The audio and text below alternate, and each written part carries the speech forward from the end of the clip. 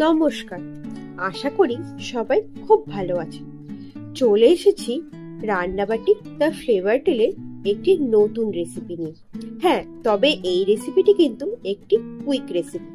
আপনার হাতে যদি থাকে 30 মিনিট সময়, আর ঘরে যদি থাকে অল্প চিংড়ি মাছ, ব্যাস আর কি, হয়ে যাবে এই সুস্বাদু রান্নাটি, যা দিয়ে আপনি ভাত এমনি খেয়ে নিতে পারবেন। হ্যাঁ, তবে পরিমাণের থেকে একটু বেশি ভাত লাগতেই পারে। রেসিপিটি হলো বাটি চিংড়ি বা মাখা চিংড়ি। তো চলুন শুরু করে দিই। আমি এখানে মোটামুটি 20 থেকে 25টা ওই মিডিয়াম সাইজের চিংড়ি মাছ নিয়েছি। সাথে নিয়েছি একটি মিডিয়াম সাইজের পেঁয়াজ, একটা টমেটো আর কয়েকটি কাঁচা লঙ্কা, আর সাথে আছে একটু ফ্যাটানো টক দই, ওই 2 টেবিল চামচ পরিমাণে।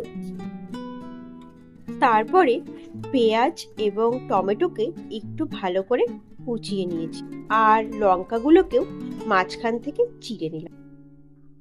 এবারে যে পাত্রে বানাবো সেই পাত্রেই নিয়ে নিলাম চিংড়ি মাছগুলো। তারপরে একে একে তাতে দিয়ে দিলাম পেঁয়াজ, লঙ্কা এবং টমেটো, দিয়ে দিলাম ফেটিয়ে রাখা দইটাও।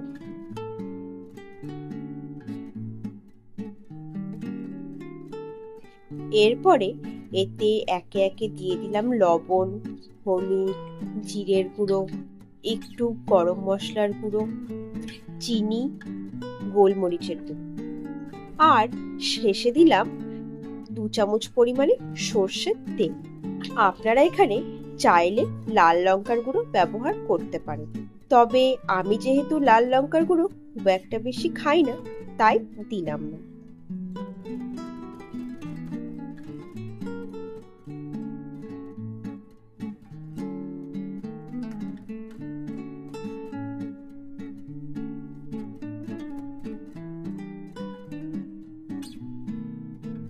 এবারে সবকিছুকে খুব ভালো করে হাত দিয়ে মেখে নিতে হবে।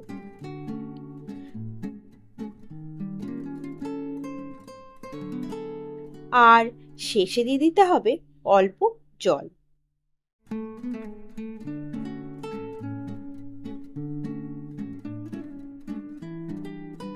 এবারে এই পাত্রটিকে লো ফ্লেমে 20 মিনিটের জন্য ঢাকা দিয়ে বসিয়ে দিতে হবে।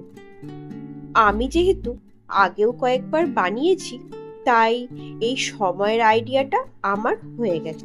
আপনারা চাইলে মাঝে একবার ঢাকা তুলে দেখেও নিতে পারেন, না হলে কিন্তু জল শুকিয়ে লেগে যাওয়ার একটা চান্স থেকে যাবে। তো যাই হোক, 20 মিনিট পরে ঢাকা তুলে দেখলাম তৈরি হয়ে গেছে একদম পারফেক্ট বাটি চিংড়ি বা মাখা চিংড়ি। আপনারা কিন্তু একটু টেস্ট করে অবশ্যই দেখে নেবেন। আমার কিন্তু সবকিছু একদম পারফেক্ট ছিল। এবারে গ্যাসের ফ্লেমটিকে বন্ধ করে 5 মিনিট একটু ঢাকা দিয়ে পরিবেশন করুন গরম গরম বাটি চিংড়ি। সত্যি বলছি, গরম ভাতের সাথে এই আইটেমটি হলে আর কিচ্ছু লাগবে না। একবার অবশ্যই ট্রাই করবেন, আর কমেন্টে কিন্তু অবশ্যই জানাবেন কেমন লাগলো। ভালো লাগলে ভিডিওটি লাইক এবং শেয়ার অবশ্যই করবেন, আর চ্যানেল বা পেজটিকে সাবস্ক্রাইব বা ফলো করতে কিন্তু ভুলবেন না। আসছি আবার খুব তাড়াতাড়ি এরকমই কোনো কুইক রেসিপি।